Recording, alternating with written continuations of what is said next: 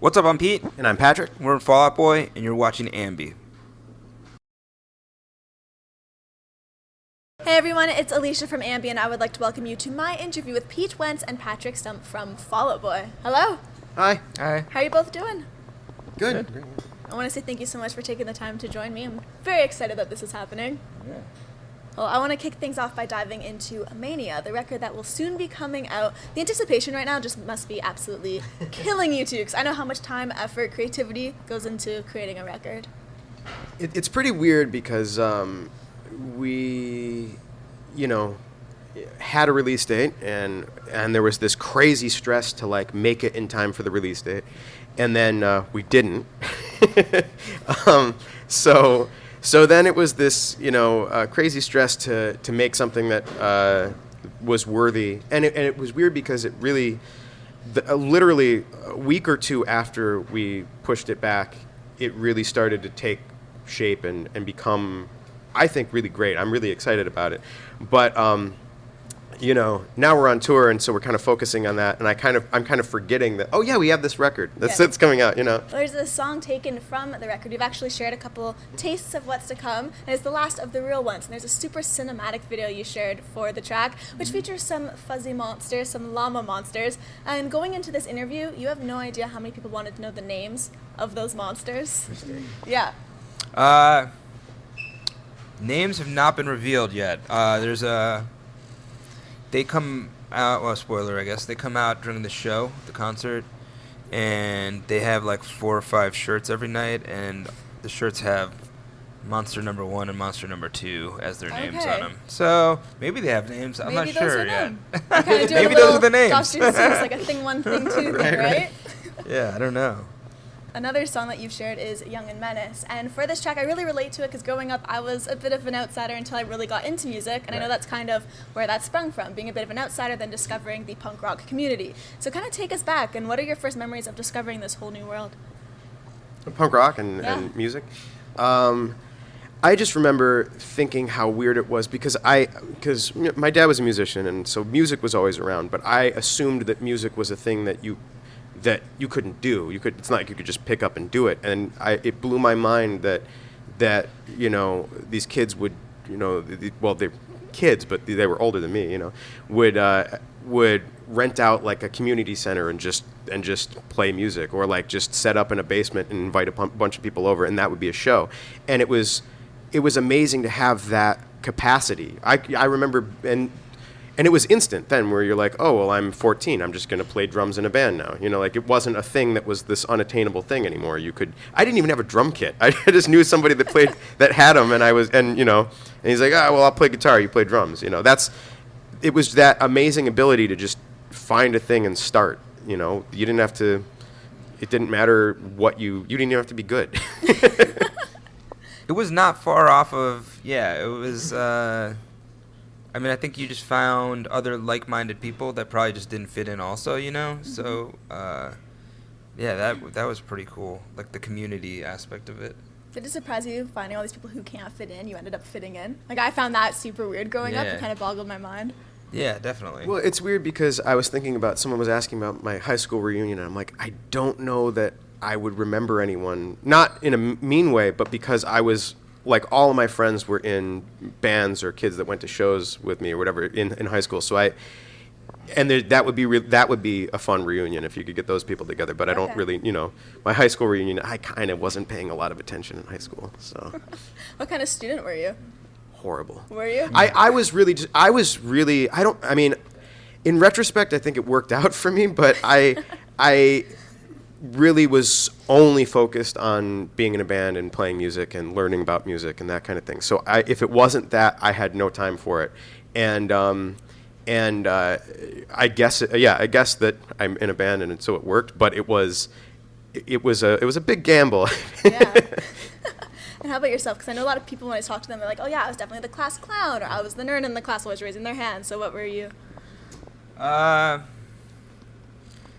I think I was odd because I played sports, but I was into punk rock, Okay. So, yeah, and kind of pretty harmless. I was just I don't know. I don't think I had a ton of friends, but it wasn't I didn't have a ton of friends. I was just kind of not with the there. flow. You know what I mean? Like I was just kind of like there, but not really. You know what I mean? Okay. Yeah. Well, now you're taking these new tracks out on the Mania tour here in Toronto tonight, and you actually have a lot of really cool merch on this tour, and people can also grab stuff online from skateboard decks to fidget spinners. And I've never seen a band so excited to have fidget spinners for sale. It's kind of like a little odd dream come true for you guys. So many tweets. Yeah. I mean, sometimes when I'm on Twitter, I'm like, or like social media, I'm like, there's like this like little bit of a magic aspect to this where you're like, if I just put this out here, like 9 times out of 10, nothing will happen. But like that one time, like someone might just like make it or something, you know, like, I don't know. And here it is. Just happened to be fidget spinners. Yeah, get made. So. Okay. Yeah. Well, you've obviously gone to your fair share of shows as well. So when it comes to merch, what's something that you've taken away from a gig or something music-related you've bought that you know you probably won't be able to get rid of? What stands out to you? Merch-wise? Or do you have any like band T-shirts that you won't be able to get rid of? I really liked collecting vinyl, and especially bands that put out a lot of 7 inches and that kind of stuff, and colored vinyl and whatever. So and weirdly, a lot, you know, it kind of died down for me. But At the Drive-In came back together, and they're out touring again. They're putting out more records, and I am a completist of their vinyl, so I have to have everything of theirs. And so thanks for coming back together, so I can buy more vinyl. That's awesome. I got to interview Omar recently, nice. and it just blew my mind. Like, genius, that band, yeah. Anything coming to mind? When I went to shows, I was usually planning on, you know, walking to people's heads and stage diving, and I had to go really lightweight. There was never a point when I could like roll with merch anywhere. Yeah, no room for T-shirts in the pockets or anything. No. We're going for aerodynamics there. You know? You're the kind of person who's like, hold my wallet, I'm going in. Well, going into this interview, I was going through Also, some of for the record, by the way, please. At that time in my life, I didn't have any money because I refused to get a job, and my parents were like, well, we're not going to help you out. So the way I paid for everything was I had an Amico card for like the gas station, and I would go to the gas station, and I'd put $20 of gas in someone's car, and they'd be like, now you just pay me $10. So money was not easy for me to come by, and Really? if there were no bands that were taking Amico cards, I was just fucked. I think that's the first time I've heard of stretching money in that way, for sure. Yeah. Well, It was like it was an admirable resistance to getting a job. did you know that, Patrick? Sort of. I mean, It I all remember. fits, I right? remember it was so there was this weird period of the band where neither Pete nor I were employed for various reasons, and basically it was this. It I was. won't say whether a cold hot dog got dipped in ranch sauce or not. Yeah, what he's referring to is that so. It might have been a veggie dog, I think. It was a veggie dog because we were vegan at the time. But I was basically living off of whatever anyone would leave in our fridge. Okay. So like we'd have like a house party and someone would bring something over, and you know like they bring over like mostly chips and dip. I ate like chips and salsa for like 3 months. Like that was Wow. I was dead broke because I mean we were trying to tour and trying to be available for tour, and I couldn't get a job that I could tell like, hey, you know, I'm going to be gone for a few weeks. And so I was just like crazy broke and whatever, trying to make it work. But anyway, Pete and I were at the same time totally broke, and there was this thing where I think Joe ended up having to pay for everything, like for a little while, where he had to like buy us every lunch. But like I really liked when we would get Chinese food, when someone would get Chinese food, because then I could eat the rest of their rice with soy sauce. That would keep me alive for another day. Well, going into this interview, I came across a tweet from each of you guys that I really liked and wanted to ask and find a little bit more about. So the first one is from P, and you said, I think about my Uber passenger rating all of the time. Now, you two are clearly traveling with each other all the time and know one another very well. So how would you rate each other if you were to kind of do an Uber rating?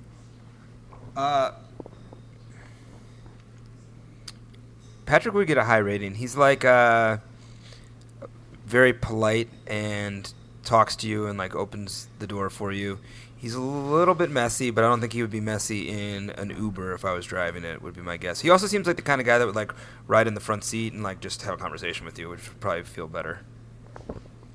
Pete would be a good would definitely get a good rating. He's a little bit quiet in the car, though. He doesn't really want. He's not the guy that would have the conversation with the driver. Okay. So if that's a thing, maybe you'd knock off a point for half a point for that or something. But other than that, he's always prompt there, and he just minds his own business, and he tips well. So there you go. And I'm fine with the Uber driver to play whatever his choice of music is. Yeah, that's right. Yeah. I'm into Okay. that. Yeah, I'm into that. Do you ever hear stuff and you ask them like, hey, what is that, if you're not aware of what they're listening to, or is it just to learn new things, or is there a reason? I try to have as little human interactions as possible during the So day. the opposite of that. Yeah, I mean, music's my sport, so that's the kind of thing I can totally have small talk with, Yeah. small talk about with people. So Sometimes we'll be on a plane and I look over and Patrick's just like talking to the person next to him, and I'm like, as a person, like, I know, like, I'm the guy who talks on stage and, like, I can, whatever, but I'm just not that guy. Like, I'm just That's- like, I want to jump out of the window. Really? that's way Yeah, more I comfortable to can't me do it than at talking. all. Like talking to a whole bunch of people. I'm not like scared of talking to a bunch of people. I got nothing to say. I got nothing to say to 10,000 people. I got a lot to say to one person. Like I can have a conversation. I with look one over person. and I'm like, how traumatic that would be for me. You know what I mean? Like, I'm the kind of person that would, like, just look at the wall instead of just talking to him. You didn't notice I was reading the vomit bag? Totally. The one that I have here. And here's another thing. When you tell these stories, let them have a point. The shower rings. The one that I have from Patrick here. That is kind of me and you. I thought that when I watched that. Yeah, okay. One I have from Patrick is, we're really lucky to have fans, let alone such dedicated ones. Thank you all so much. So just to wrap things up, I wanted to ask if there's anything That was you would- tweeted in 1987. Yeah, I haven't I think tweeted it in a was long one. time. It was definitely months ago. Definitely had to go through the archives for that one. But is there anything you would like to say to all those viewings? You have such an amazing fan base that's been with you for so long. It blows my mind that people find something to connect with about it, and because it's surreal to you. It makes sense when you're a fan of something. I think about the bands that inspired me or that I looked up to, and I'm like, oh yeah, of course. Well, I mean, they're like superheroes or whatever. But for me, thinking about somebody because we're just these idiots, whatever. We're just a bunch of smelling I always morons. feel like when people say that stuff, like, I always feel like I'm like, we're basically in a garbage dumpster right now, like, looking out at you. Like, it's like, I don't know. Totally. So I don't know, but I'm so happy that there's something that people can relate to. I mean, it's. I think that's really vital to getting through stuff. I mean, I think about the times I've been really, frustrated or really upset or really depressed, and having some kind of art, some kind of music, some kind of something to wrap yourself up in and get involved in and get inspired by. That's the coolest thing, is now finding bands that, like, looked up to us or whatever. That's exciting because there's going to be someone that looks up to them, and there's going to be someone that looks up to them, and then you're all just part of this chain, and that's neat. That's exciting. It keeps art going, Pretty good at talking to the thousands. Not bad. Hey, I did it, guys. You did it. I want to say thank you so much for joining me today. I really appreciate it. Thanks. My pleasure. And remember, to everyone viewing, you can visit us at musicblogger.com for all exclusive interviews, features, videos, and so much more. See ya.